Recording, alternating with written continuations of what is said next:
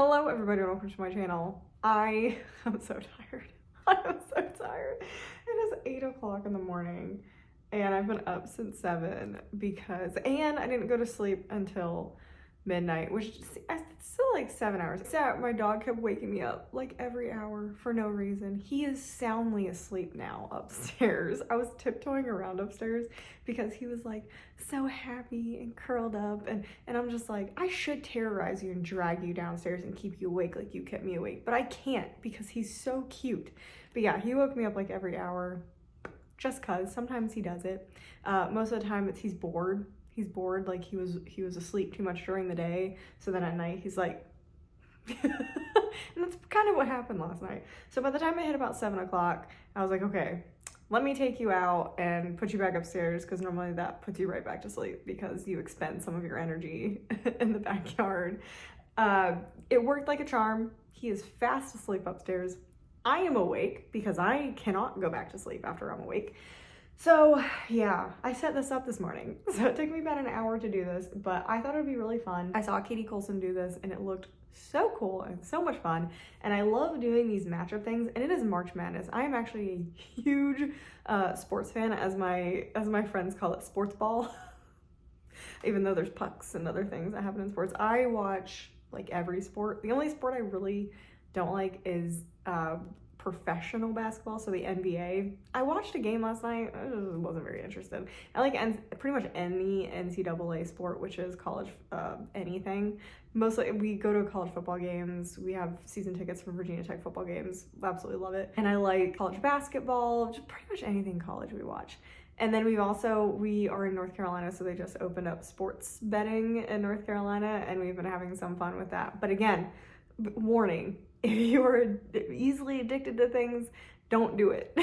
Don't do sports betting. Don't do it if you don't understand it either. I went through like a day of just learning how to do betting, and we basically only put $5 in the app, and that's what we have to work with. Either you lose it or you win it, etc. And you got like free bets from that. So we've been doing that a lot of sports. So March Madness is going on right now. So I am so excited to do this because March Madness is wildly entertaining for me. I have so much fun doing it. My family does brackets. We do brackets like at work and that kind of stuff. So I'm so excited to be doing a book bracket. And like I said, I saw Katie Coulson doing this. I didn't know this was possible, so I'm so excited.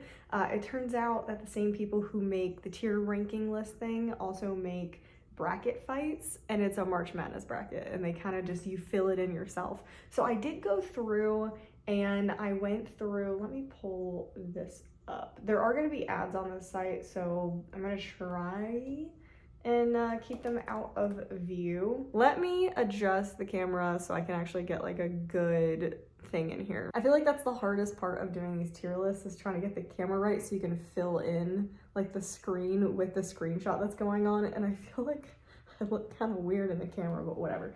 Okay, so this is kind of my bracket right now. I tried to fill this out like a March Madness bracket with like trying to match up equal stuff, or like #1 seed versus the lowest seed. So if you don't know how March Madness works, is you want to be as high of a seed as possible, because then you play lower seeds, and so you have a better chance of getting through the tournament. Like you want to play people that are not good at first, so that you can just kind of cruise through it, and then you start getting harder and harder matches, and then by the time you make it supposedly to the final, if you're a #1 seed, then you're kind of evenly matched with who is there. Of course, that is not always the case. Like there's always a 16 seed that is like ready to go and they are like ready to fight. But so that's kind of what I did, is I tried to have like my #1 seed versus lower seeds, and they have to kind of fight to get into the bracket.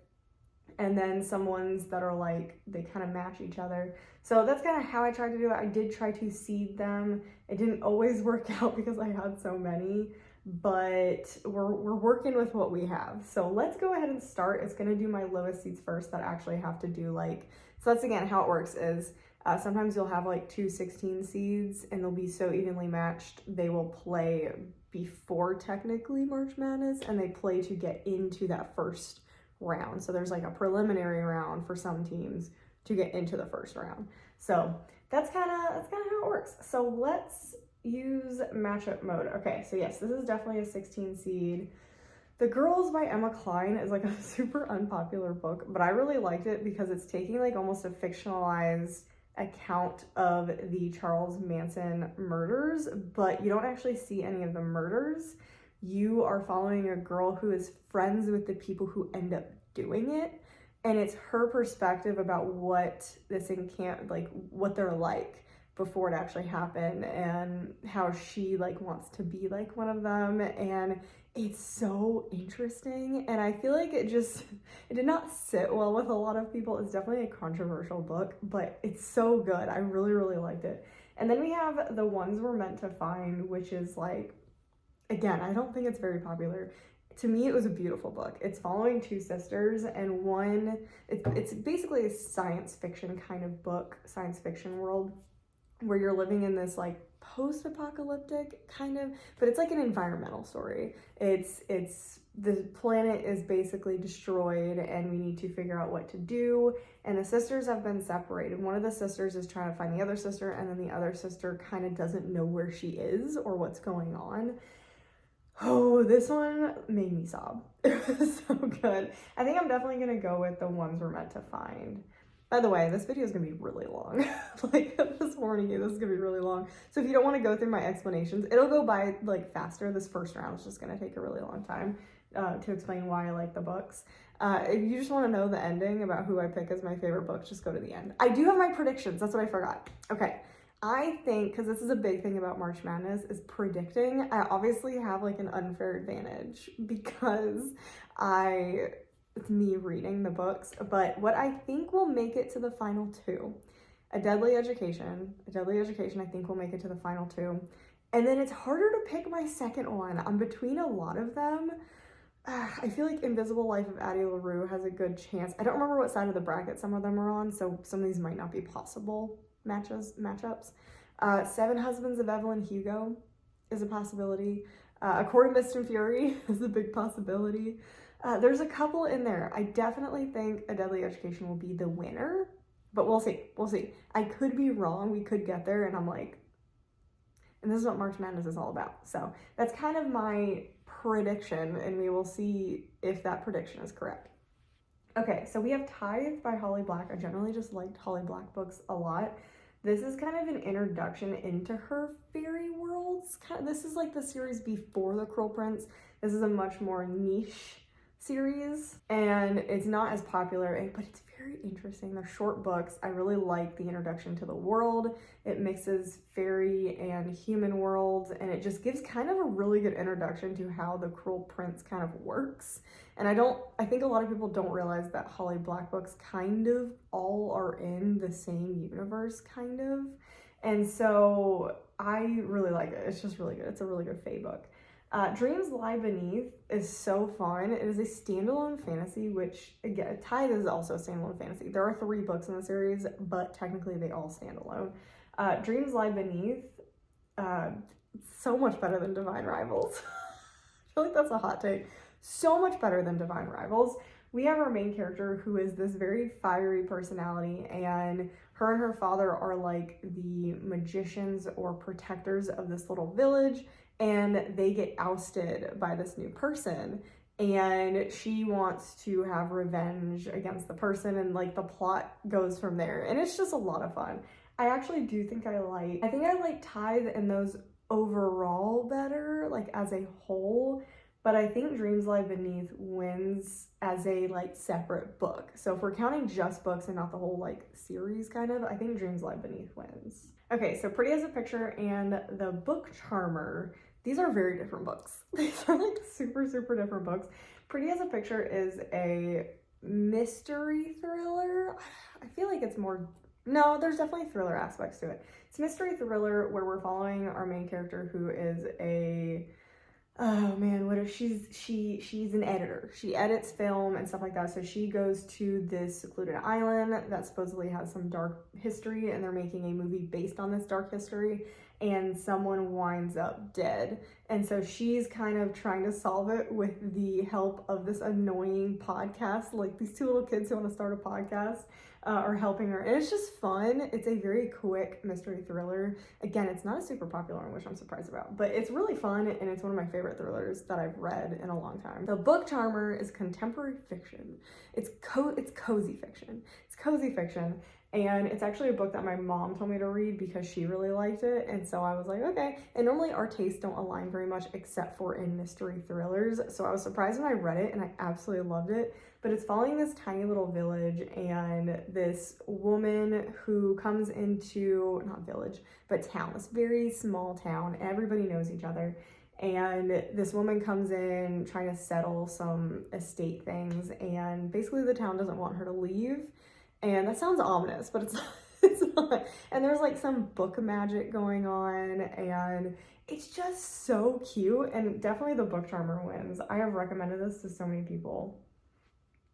Ooh, okay. I did this on purpose because these are two sci-fi books, and the sci-fi in this bracket is going to have a hard time because I like fantasy so much more that I was like, ooh, and these are two of my more bottom seeds.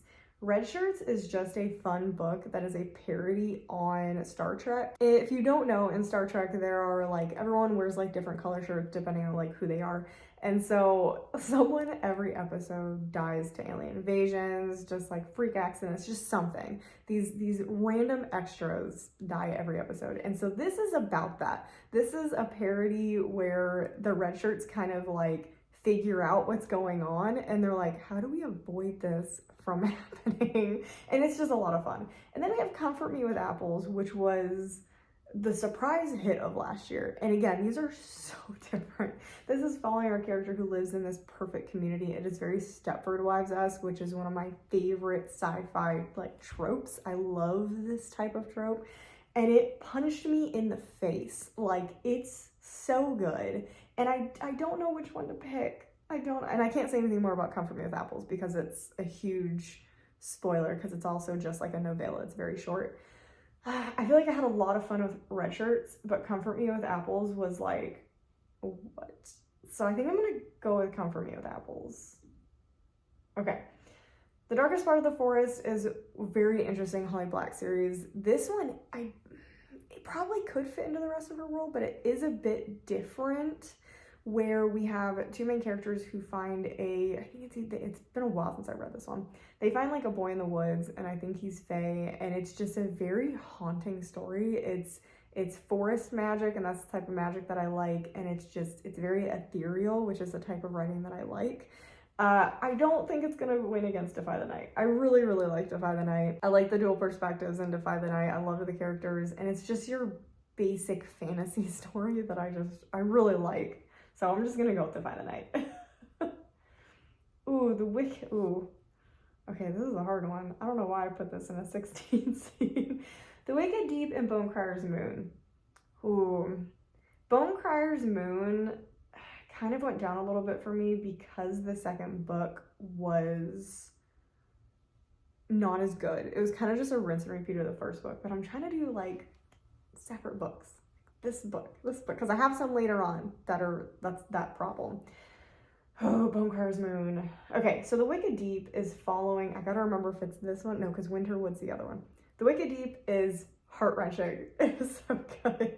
It's following a character who makes, I don't even know how to explain this without spoilers. But there's like a murder mystery thing going on in this, and they're trying to figure out what's going on, and it's nothing is as it seems. Again, it's more nature magic. And it's just, again, it's that ethereal feel. I love this book. Bonecryer's Moon is a non-generic fantasy. I had so much fun with this. I was shocked I liked this so much because there are animal deaths in this, but the way that it was done and the respect for the animals was appreciated, and the writing was just so good. It was so good. And it has to do with bone magic. Basically, our main character is a witch and her friend is a witch, and the point is that they're bone criers, and to become a full-fledged bone crier, you have to sacrifice your one true love. And it's so good. It's so good. So I don't know which one to pick because both of these have that forest magic vibe, and they have that like thing about them. I don't know. Man. Okay. I think I remember Bonecrier's Moon more. So I think, but I really liked the way The Wicked Deep ended, even though it was gut-wrenching. It worked really, really well. I think overall experience, I'm gonna go Bonecrier's Moon. That one hurts. Okay, this is the other Winterwood. I'm definitely picking Winterwood. I'm just telling you that right off the bat. The Shadows Between Us was a fun fantasy, and it was really fun, enemies to lovers, and I liked it, but I don't remember a ton about it. I just remember I really liked the banter, and I really liked the main character, and it was just a really good time. But Winterwood is like, I liked it better than The Wicked Deep. I thought it had everything in it. Oh, again, it's more forest magic and ethereal, and Shay Earnshaw just writes phenomenally. So good. And I really, really like the romance in this, even though I feel like it was a little insta-lovey, but there was just something so interesting about it. And there was like a mystery in this whole one. Like that's the reason I also like the other book, The Wicked Deep, is there's a mystery in her books, and the mystery was so interesting. I was like captivated. I really wanted to know what was going on in the mystery. And it was weird, but in like a really good way. So definitely Winterwood. Oh gosh, okay. Edvika and the Hollywood Wives is not, nobody likes this book. I don't know why, because for me, I had very Taylor Jenkins Reid, Seven Husbands of Evelyn Hugo vibes. It felt like okay, so this book is following our main character Edvika, and she meets this wealthy producer, and it's kind of like, he charms her, and she's kind of star-studded about living this Hollywood lifestyle, and it just goes downhill from there. So she's very much like manipulated into this relationship. But then there's a question of, it makes you feel weird when you read it, which is why I think people don't like it. It's not black and white. This is because she admits that she is almost using him as well to get like clout for herself and potentially be in movies and stuff like that. So you have to like look at the complexities of that and who's taking advantage of who, and at what point does like this happen and this happen. And it's drama, and it's heartbreaking, and there's just questions of morality. And there's a person who tries to help Edvika, and she is one of the earlier wives, and she feels like Evelyn Hugo, which is so cool. So it's almost like Evelyn Hugo is in this book talking to Edvika and trying to walk her through these terrible situations that she's been in. It's a very similar feeling character. So I personally really, really liked it. When We Were Bright and Beautiful is a traumatizing book. It's kind of like the equivalent of My Dark Vanessa in a way, but different. So in My Dark Vanessa, because I feel like My Dark Vanessa is a more popular book, so it's easy to kind of explain that versus this one.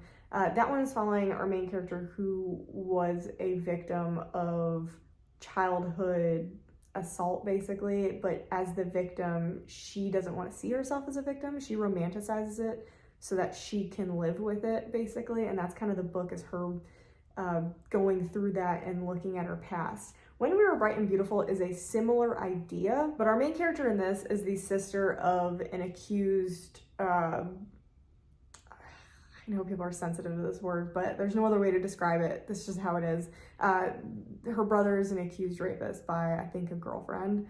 And so she tries to like say there's no way he would do this, like this is what's really going on. And it's so hard because it shows the victims of violence that are not like the direct victims, and it's, oh my gosh, like it is an intense book. It is so good, and they're so different. They're so different, and they definitely evoked different feelings. I feel like When We Were Bright and Beautiful has stuck with me a lot more, and this one made me like sit in a corner, like just thinking for hours.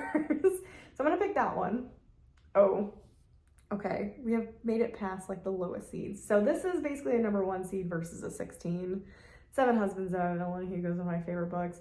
It phenomenal. I don't know how to describe it other than that. It's everything. It's everything. So yeah, if you haven't read it, you should read it. This definitely wins. Even though I love the ones we're meant to find, The Seven Husbands of Evelyn Hugo made me feel like I lived 1,000 lifetimes when I read this book. Not Even Bones and Small Favors. Okay, so this is basically an 8 and a 9 seed around. They're very similar. Not Even Bones, this is one of my favorite first books in a series. The rest of the series is really bad, so I'm trying to like phase that out.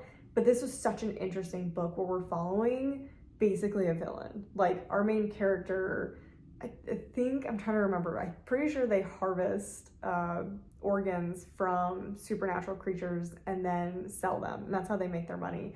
And so she gets caught, and because they find out something. So she gets caught and she makes friends with one of the, and supernatural creatures are supposed to be really, really dangerous. And she gets caught, makes friends with somebody, and then they absolutely wreak havoc. It's just it's such a fun book, especially like morally great characters, because they are the most morally great characters I think I've ever read before.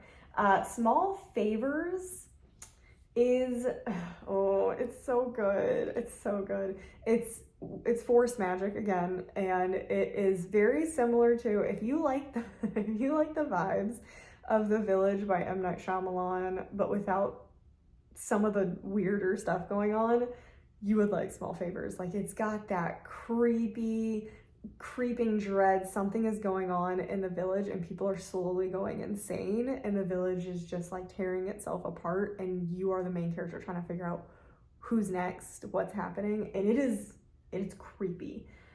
As far as what I like better, I think I like Not Even Bones better. If we're doing the whole series, Small Favors definitely wins as a standalone, but Not Even Bones was so good. It's so good, so I'm gonna pick that. That's a surprise. I thought I would go the other way. Poor The Sky Blues. The Sky Blues is such a cute, romantic, young adult book where we're following, I wanna say he's trying to ask somebody to prom. It's very Simon versus the Homo sapien agenda. It's very similar in feel. But we have an, I think, openly out character, or at least out to friends, and it's just adorable. It's so cute, but it's up against Carrie Soto. It's back. Like, unfortunately, it doesn't stand a chance, because Carrie Soto is back, is as close to Seven Husbands of Evelyn Hugo as any Taylor Jenkins Reid book are.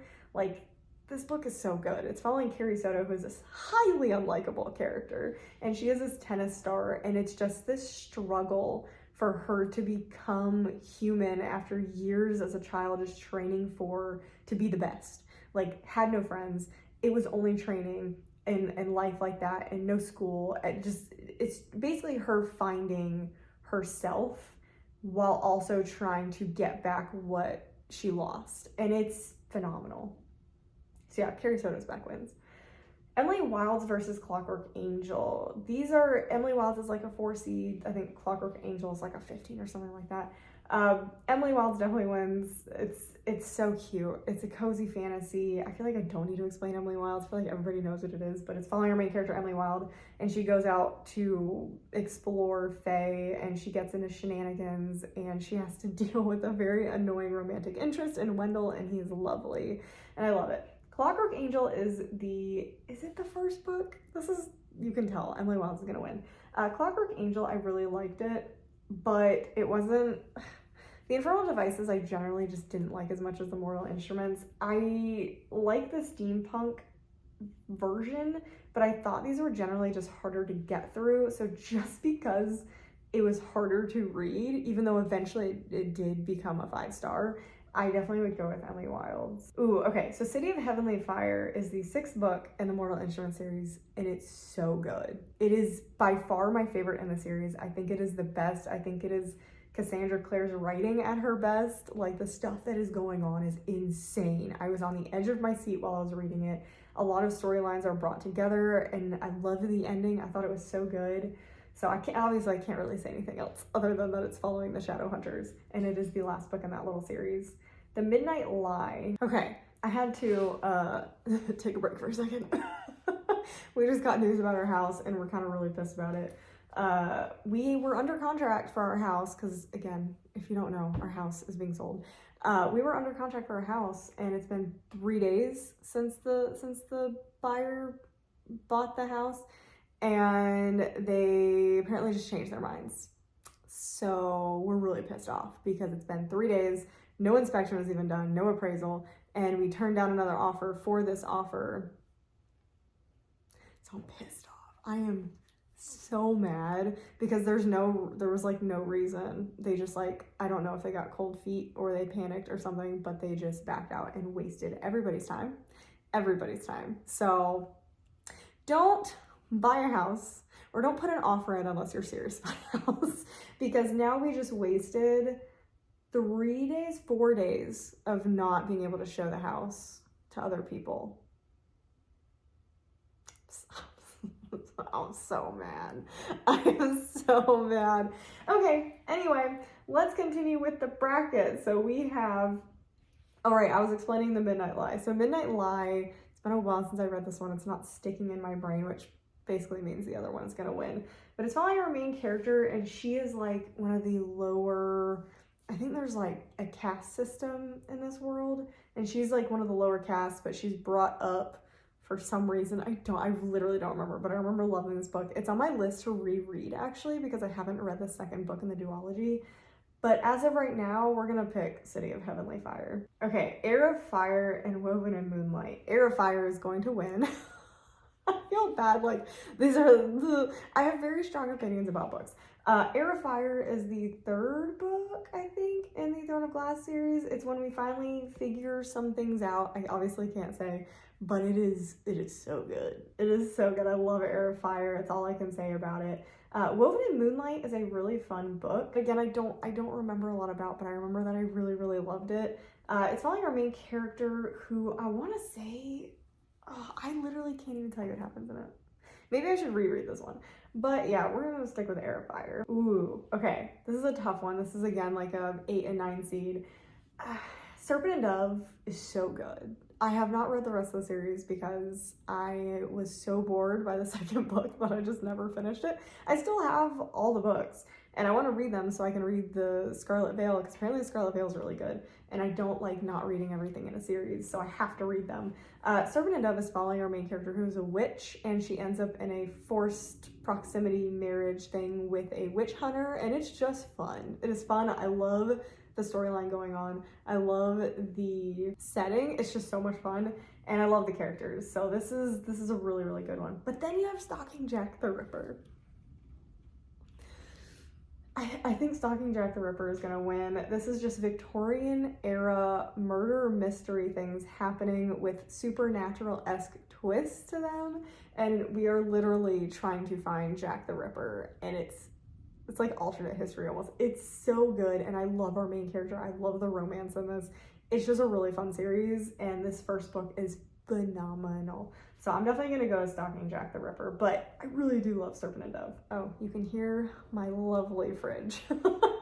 I just read Bride. Like, I literally just finished it. And then on the other side, we have the Final Girl Support Group, which these could not be any more different. These could not be any more different. We have a paranormal romance, which I never thought I would say those words in a 5-star bracket, and a horror mystery thriller. Also, if you hear clicking, my dog is upstairs running around.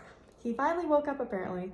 I'm sure he's gonna start barking in a second because he refuses to go down the stairs. We have to go up and carry him like a prince down the stairs because he doesn't like our stairs, so that's fine. So Bride. Oh, Bride versus the Final Girl Support Group. Bride, unfair advantage to Bride because I literally just finished it last night. It's one of the reasons I'm wearing concealer because I stayed up so late. It was just really good. I loved all the characters. They were really fun. It was a mystery within the book. It was just a really good time, even with some of the weirder sex scenes that started happening at the end of the book. I kind of just ignored them, and the plot was just really good. Characters was really good. The growth of the characters was so much fun. I loved the ending of the book. So I really like that. And it is hinting at a potential sequel, more like it's in the same universe, just with different characters, which I'm really excited about. So I think it's just overall just really, really well done, and the best Allie Hazelwood book she's written since The Love Hypothesis. Personal opinion. Final Girl Support Group is my favorite Grady Hendrix book. We're following a main character who is incredibly paranoid, like crazy levels paranoid, but it's because she was almost killed. She was the final girl in this massive massacre, and there's a bit of a spoofiness to the book, which is really fun. Each of the final girls survived a massacre that is similar to like an 80s, 90s movie, which is so much fun. Like one of the girls survived a camp thing that happened, which was basically Friday the 13th. It's just a lot of fun, and then they joke about the movies that were made about them. So I love that aspect of it. I love the horror callbacks that they did. It was so good. And I love the mystery in it and the action in it. And it's just so much fun. And I honestly, I don't know which one to pick because I thought this was easily going to be Bride. But the Final Girl Support Group, the more I talk about it, the more I'm like, oh yeah, that was actually really, really good. I loved that experience of reading that book.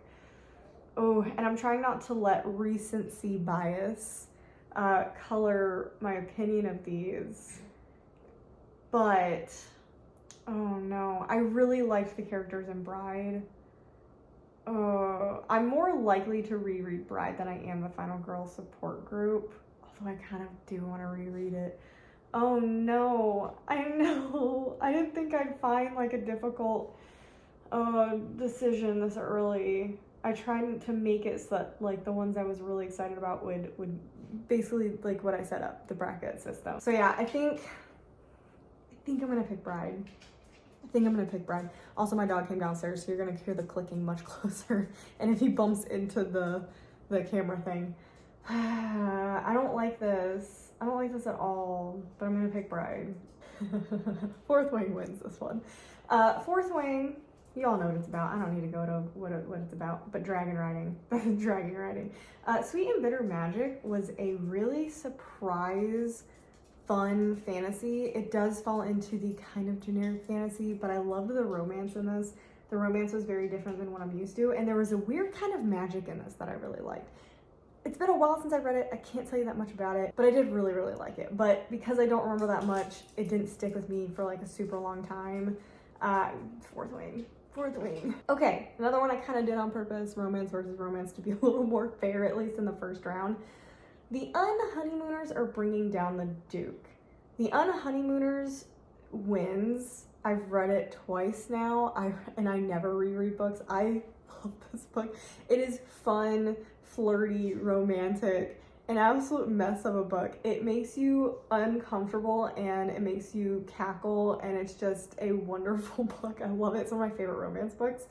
Bringing Down the Duke is also so much fun, but it cannot match up to the Unhoneymooners. I want to say this is like a 2 and a 15 seed, something like that.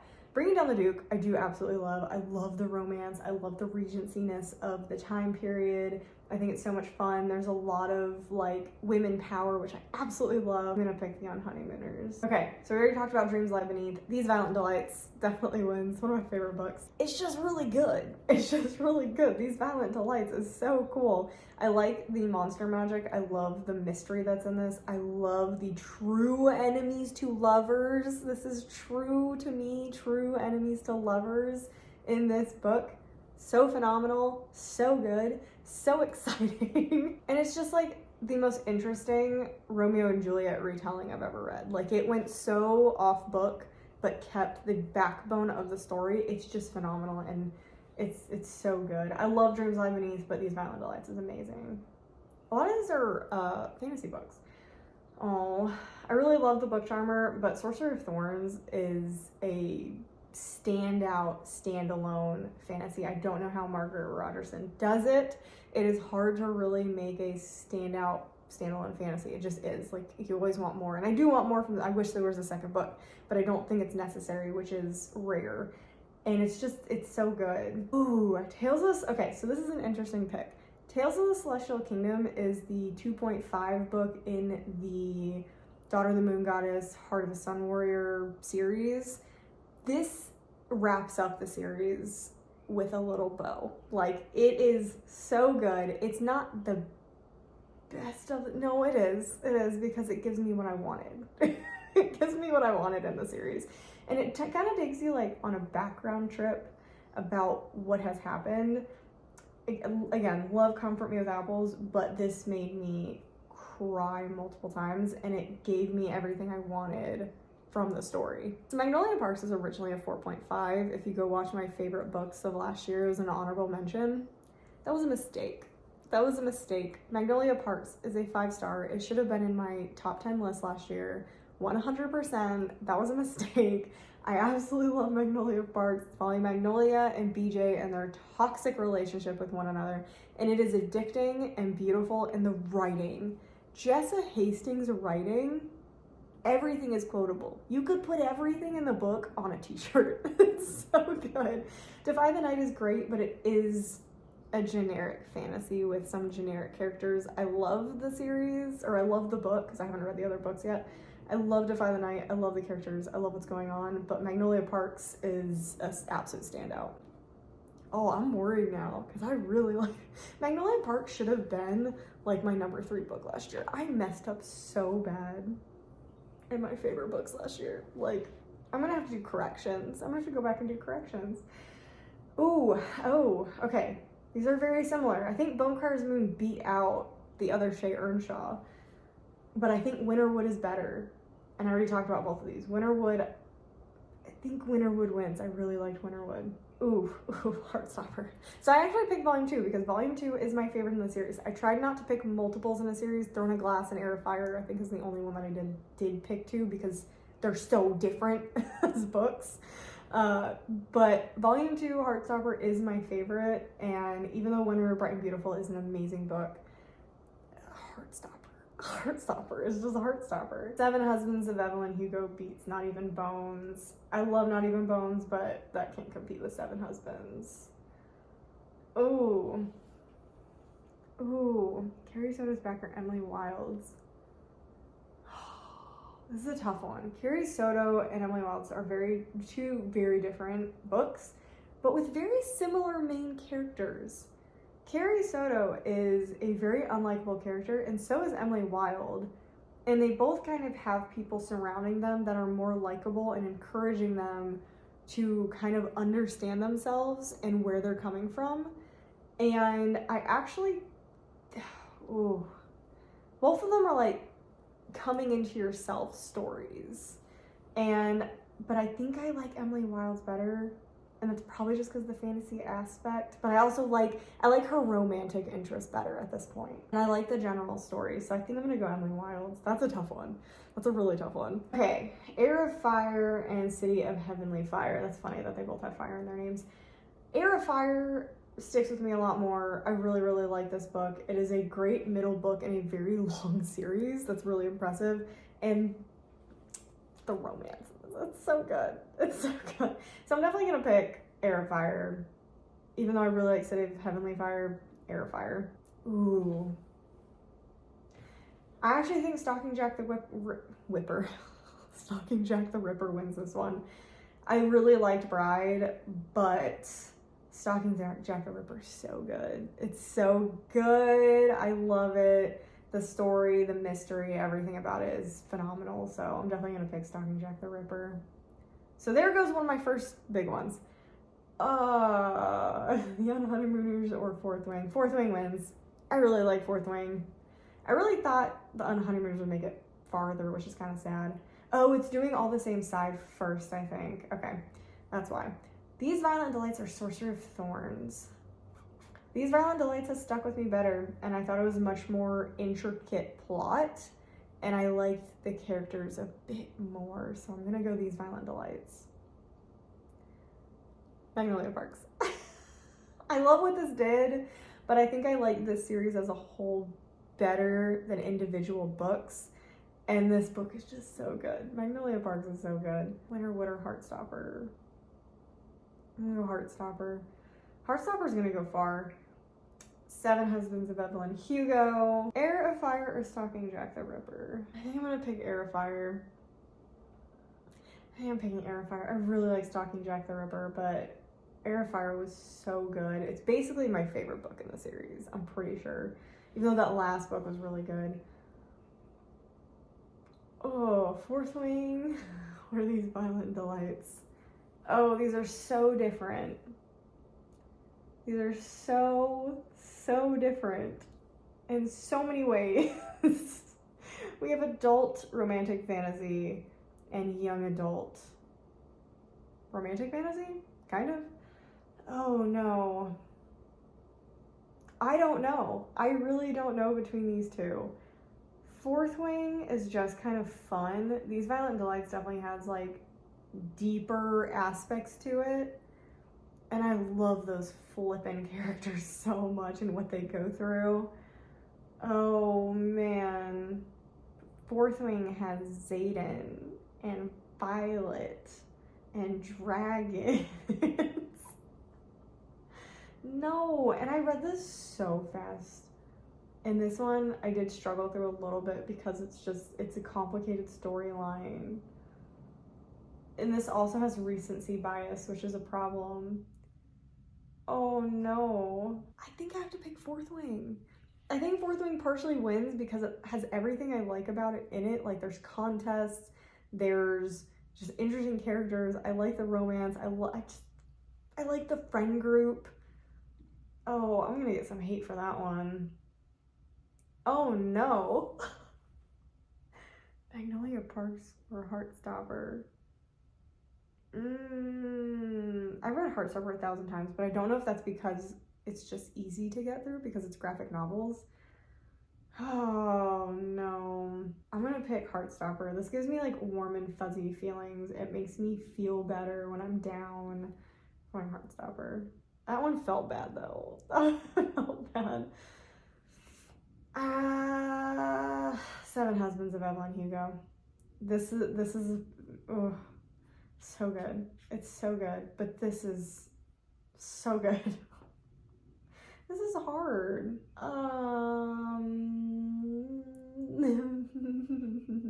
Am I gonna get hate mail if I pick Fourth Wing?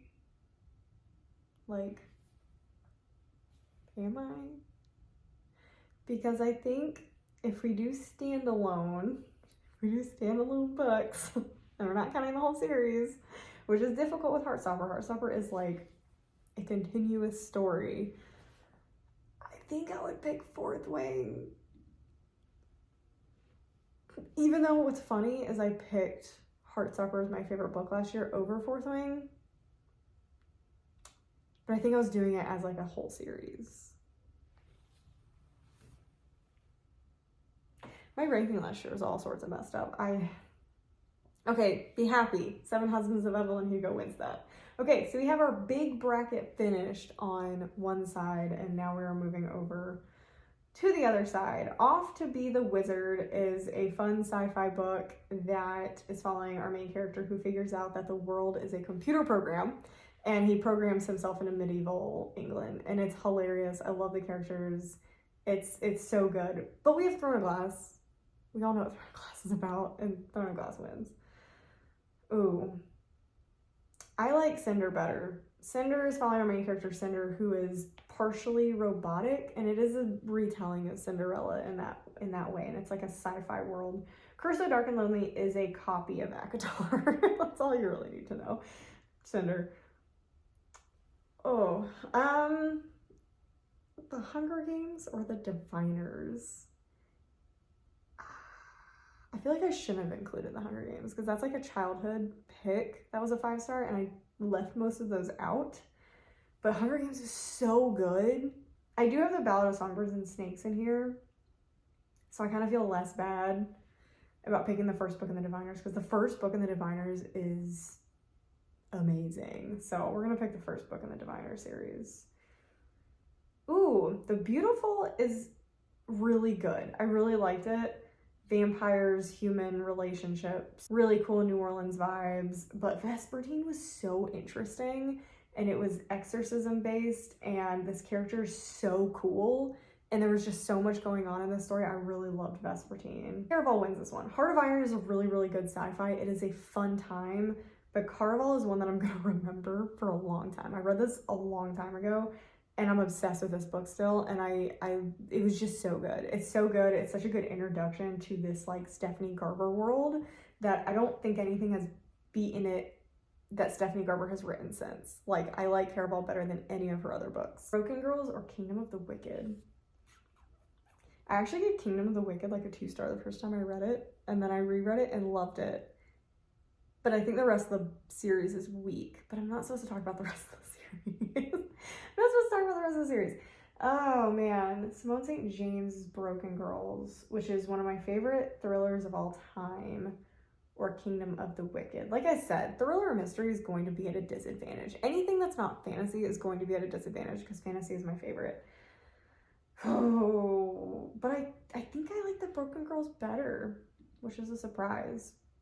Vampire Academy, you all know what that is. That is just a fun, romantic series. Belladonna, I like better. It's got more substance to it, and the relationship was much more interesting.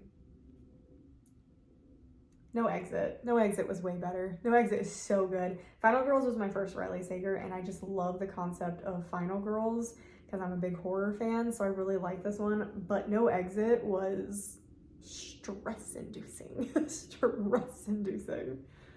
Ready Player One or The Princess and the Grilled Cheese. So I kept most graphic novels and all manga, etc. out because I didn't think it was fair, but I did put in like Heartstopper and The Princess and the Grilled Cheese because they're so good. I missed Lore Olympus. That's what I missed. I missed Lore Olympus. Boo. Boo. I did forget that one. That one would have been pretty high up. I really love the first Lore Olympus volume. Princess and the Grilled Cheese is just really cute, and it's I can't say anything because it kind of ruins the plot line, but it's LGBTQ plus friendly. It's adorable. It's such a good story. Highly recommend this, especially if you're a fan of Heartstopper. This is perfect too. If you need your Heartstopper fix, definitely check this one out. It's really, really good. Ready Player One is a much more serious-ish book. It's got a ton of humor, but it's like nerd humor. It's such a fun book, and I actually really like the second one as well. Sometimes The Princess and the Grilled Cheese was a little too goofy for me, and I think that's why Ready Player One wins, because the trials are so cool, the other characters are so cool, and I read it twice. Ooh, these are very on par. Only a Monster or The Prison Healer. Oh, that's hard. Only a Monster is following monster families, and very morally gray, and there's timeline stuff that I wasn't expecting that I would like. The Prison Healer, though, has trials in it. Oh no. And I love the romance in it. It was a very interesting romance and an interesting series. And this is fun because both of these have sequels, and I have not read them yet.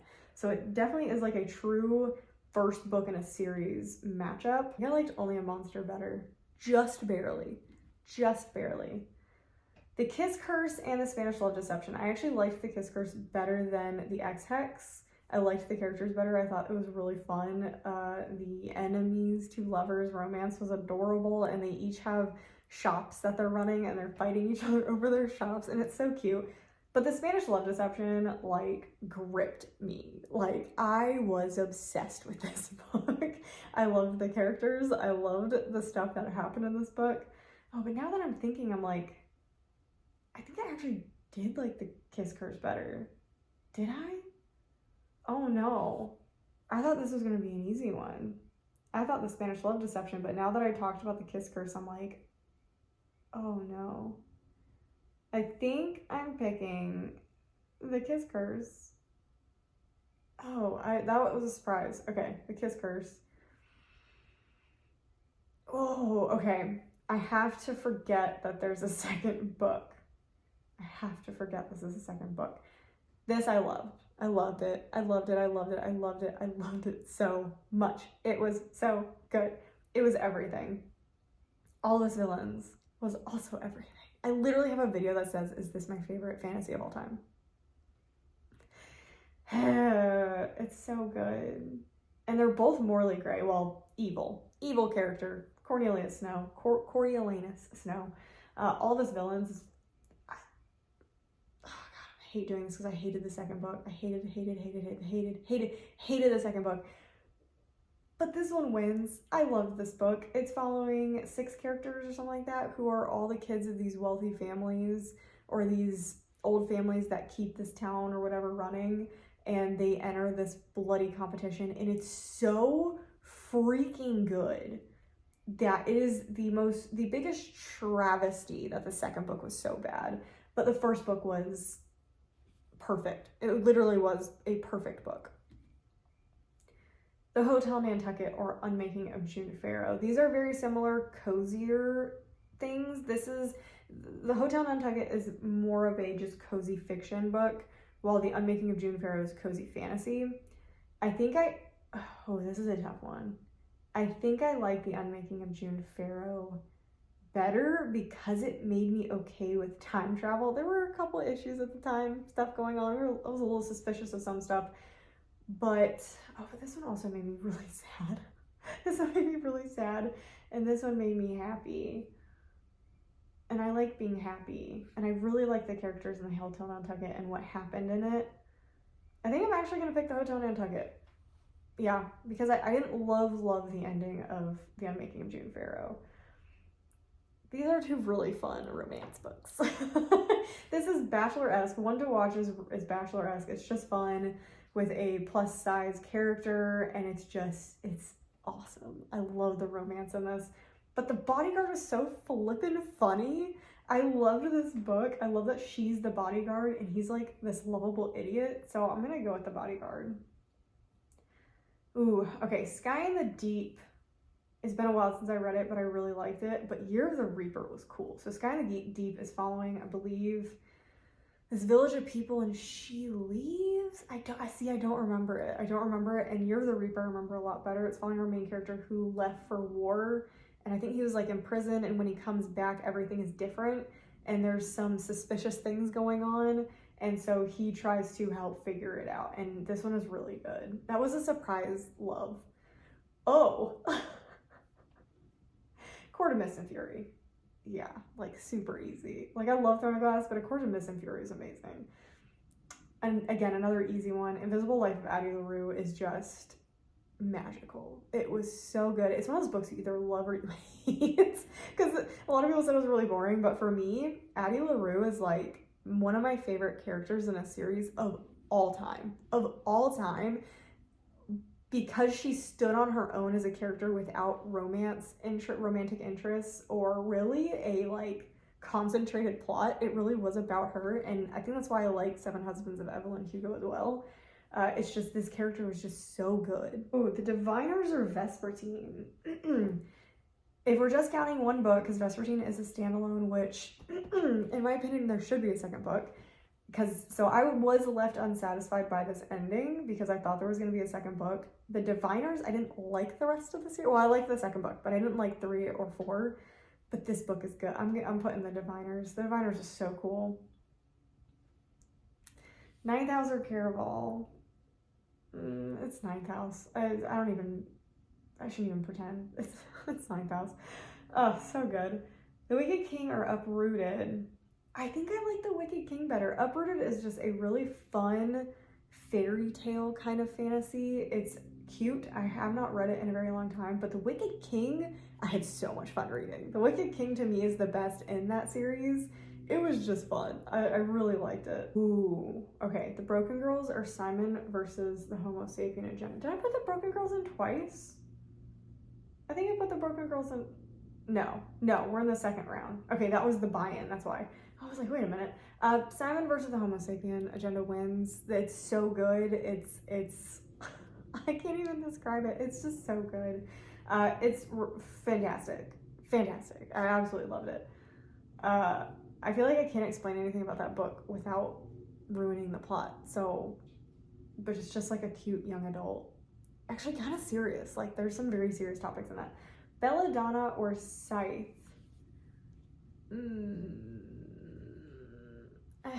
Scythe I feel like is more important as a book, but I think I enjoyed Belladonna more. I did read Scythe twice, but I think I enjoyed Belladonna more. I'm gonna put Belladonna. So, well, notice how I stopped explaining books. Six of Crows, which a lot of these you don't need explanations for. We all know what Six of Crows is. I'm picking Six of Crows. No Exit is an amazing thriller, but Six of Crows is stupid good. Easy and Deadly Education. I told you that was my guess. Oh, okay. Poster Girl or Only a Monster?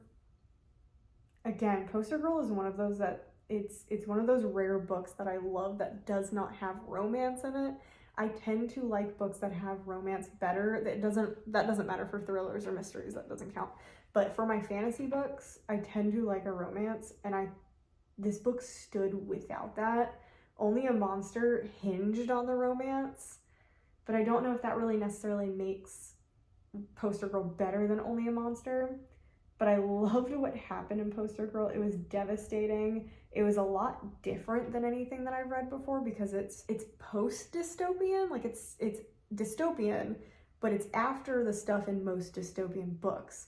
So think of after The Hunger Games is over, or after, it's kind of like, again, this is the same author as Divergent. It's a very Divergent, similar idea of the apocalypse kind of has, or not apocalypse, but the regime has already taken over, and this is the ramifications afterwards. So Divergent still is trying to fight against the power kind of thing, but this is, the bad guys have been overhauled already, and we are now in the new regime and what happens afterwards. And I think that's why it wins, because it's just so unique and so good.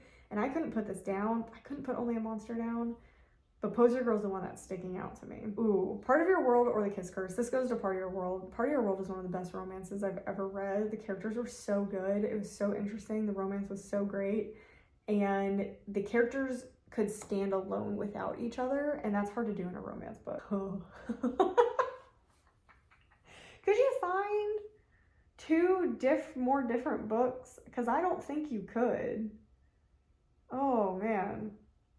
The Love Hypothesis or All of Us Villains.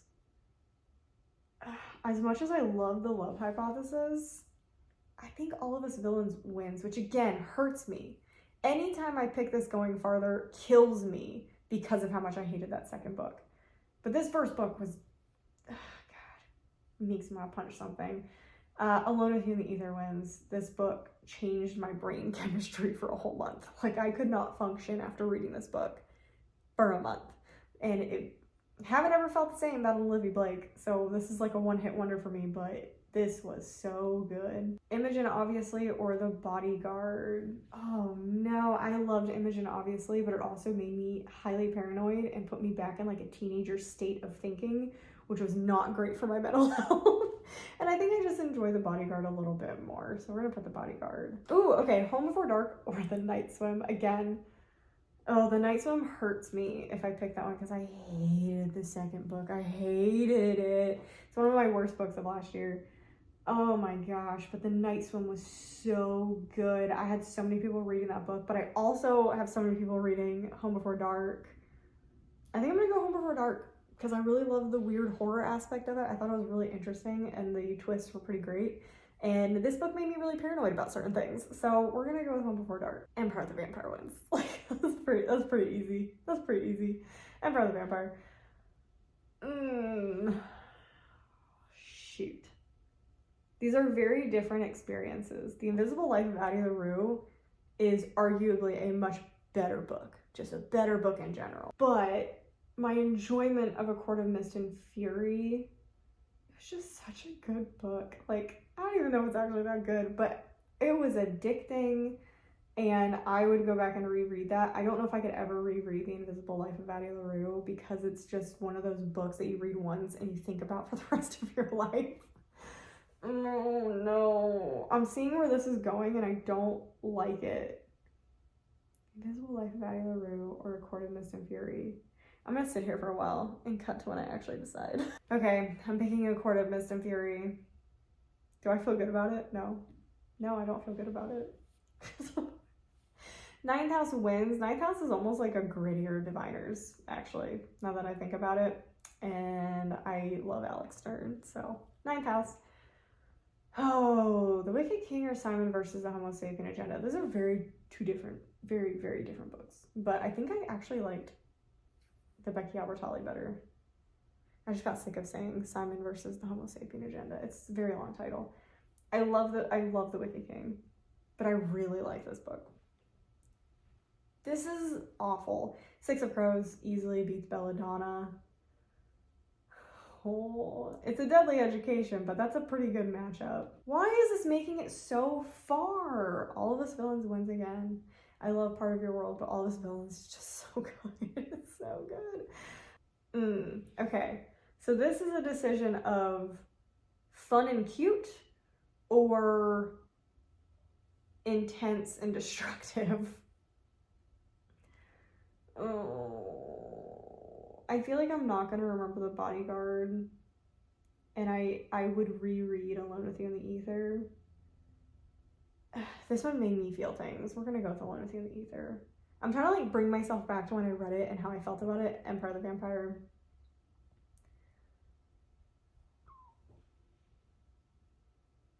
Okay. Court of Mist and Fury or Ninth House. I think Ninth House wins. I think we finally beat out A Court of Mist and Fury. I'm picking Ninth House. I love Ninth House. Six of Crows. There we go. Okay. A Deadly Education beats it. This probably would have beaten a lot of other stuff in the bracket, but A Deadly Education is just, it's so good. Now I'm concerned. Empire of the Vampire. Yeah, that book. I'm picking Ninth House. That's gonna make a lot of people upset. I'm picking Ninth House. I love Ninth House.